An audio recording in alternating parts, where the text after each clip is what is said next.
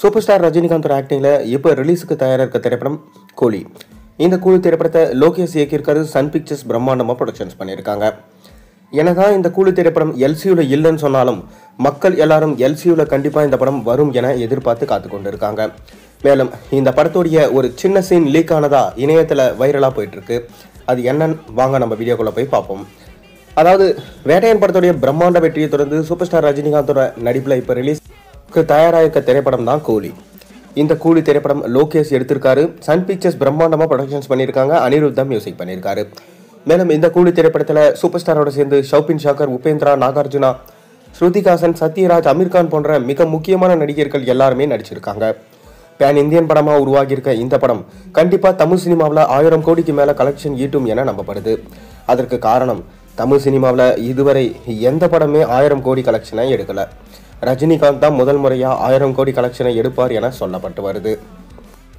ஆனால் இன்னொரு பக்கம் 1000 கோடி கலெக்ஷன் எடுக்கணும்னா அதற்கு கண்டிப்பாக கதை முக்கியம்.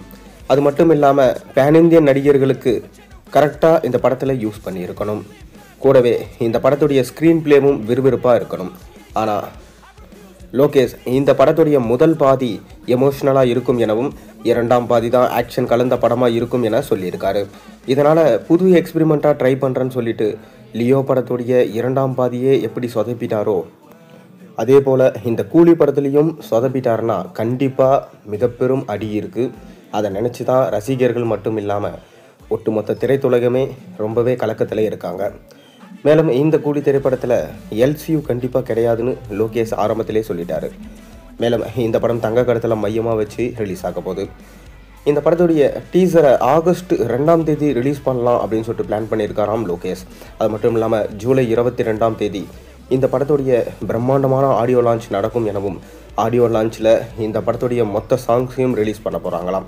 அண்மையில் விட்டிருந்த சிட்டுக்கு வைபாக இருக்கட்டும், மோனிகா பாடலாக இருக்கட்டும், 2 பாட்டுமே பார்த்திங்கன்னா இந்த படத்துக்கு பெரும் பலமாக இருக்குது. ஆனால் லோகேஷோட ஸ்டைல் இது இல்லை.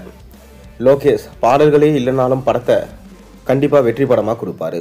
ஆனால் இந்த படத்தை கமர்ஷியல் ரீதியாக ஜெயிலர் பாணியில் எடுக்கிறாரோ அப்படின்ற ஒரு சந்தேகமும் மக்கள் மனசில் இருக்க தான் செய்யுது. அதை தொடர்ந்து இந்த படத்துடைய ஒரு சின்ன சீன் லீக் ஆனதாக இணையத்தில் பரவிட்டு இருக்கு. ஆனாலும் லோகேஷ் என்ன சொல்லியிருக்காருன்னா, இந்த மாதிரி வதந்திகளை நம்ப வேண்டாம், படத்தை கெடுக்கிறதுக்காக இந்த சதிகள் நடக்குது, கண்டிப்பாக மக்கள் எல்லாரும் தியேட்டரில் போய் படத்தை பாருங்கள் என லோகேஷ் சொல்லியிருக்காரு.